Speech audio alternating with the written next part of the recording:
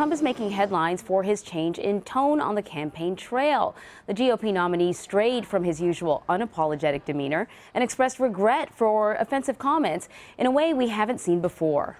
Sometimes, in the heat of debate and speaking on a multitude of issues, you don't choose the right words or you say the wrong thing. I have done that.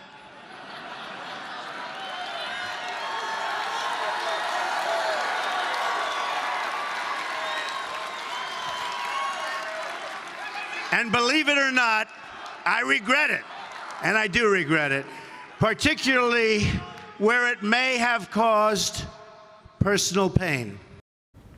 Trump campaign national spokeswoman Katrina Pierson is in Dallas. Katrina, thanks for joining us. So listen, thanks for having me. Great to be here. Good. Mr. Trump has been pretty much unapologetic throughout this entire campaign, and now we hear him saying that he's a little bit remorseful, that he feels regret for some of the remarks that he has made. What specific remarks was he talking about? Well, Mr. Trump was speaking in general because there are several things that many people have either pulled out of context or taken personally, and that was not his intention.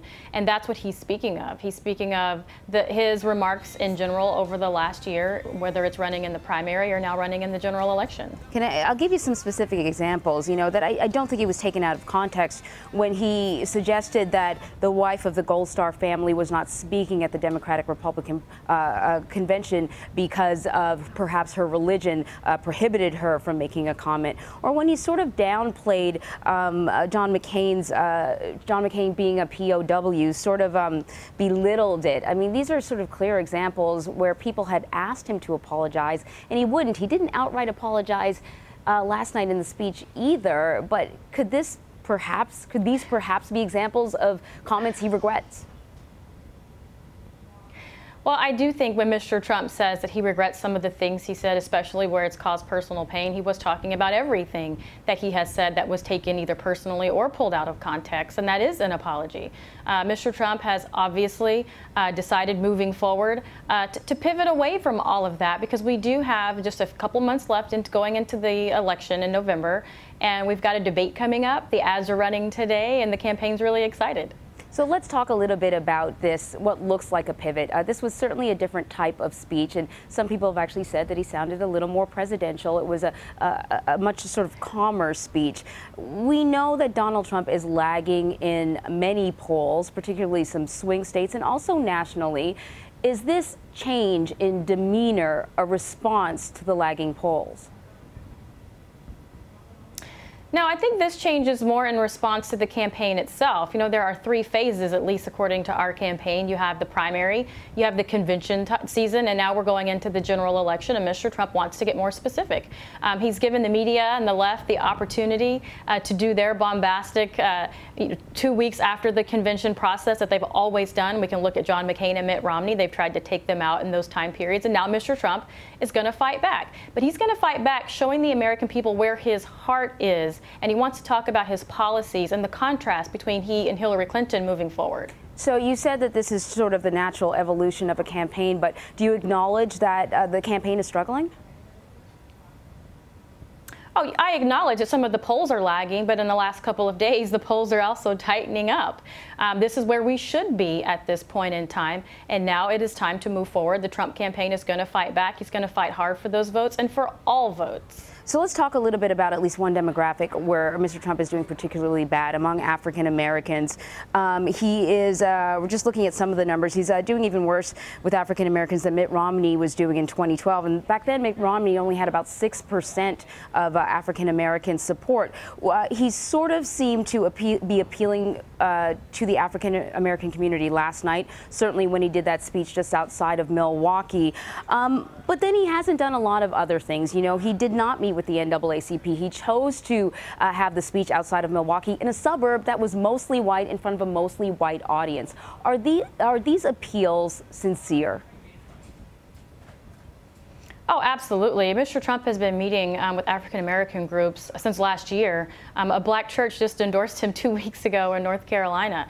The NAACP event was during the Republican convention, and we were obviously not able to attend that meeting.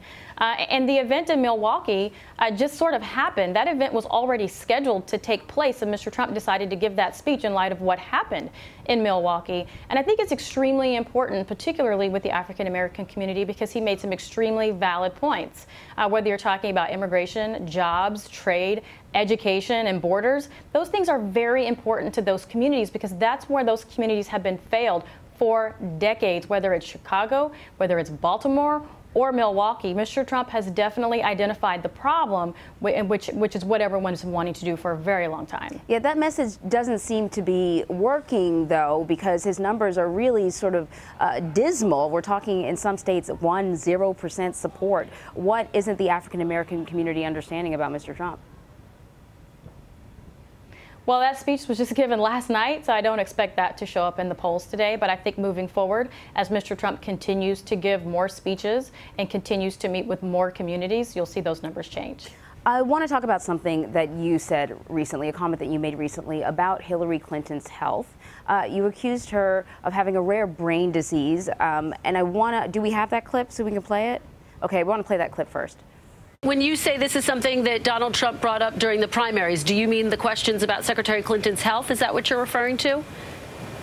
Yes, he has said that she doesn't have the strength or the stamina for a very long time. That part is nothing new. What's new are the other reports of the observations of Hillary Clinton's behavior and mannerisms, specifically with what you just showed in those previous clips, as well as her dysphagia, the fact that she's fallen. All right. So, Katrina, Hillary Clinton's doctor says that she is just fine. Her health is just fine. Where did you get this from? What are you basing those assertions on? From the interview that you just played, actually, if you play that prior to what I said, and I referenced it in my statement of the new reports that the actual anchor was talking about. And I was just being clear that Donald Trump has only said she doesn't have the strength or the stamina. So I listened to that interview, and part of what you said is sort of based on observations. And I'm wondering, isn't this sort of the same as Which is what she was showing. Well, isn't it sort of the same as people who are watching Donald Trump, and based on their observations, they're wondering if his mental health is, if he has the mental health stamina to be the president? I mean, is it really fair to do something like that?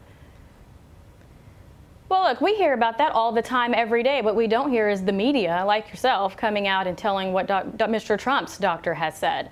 The anchors always want to defend Hillary Clinton, but it's usually not fair when it comes to Mr. Trump, because that record is never set straight. So I will reiterate today that the only thing Mr. Trump has said is that she doesn't have the strength or the stamina to be president. All right, Katrina Pierson, thank you very much. Great to be here. Thank you.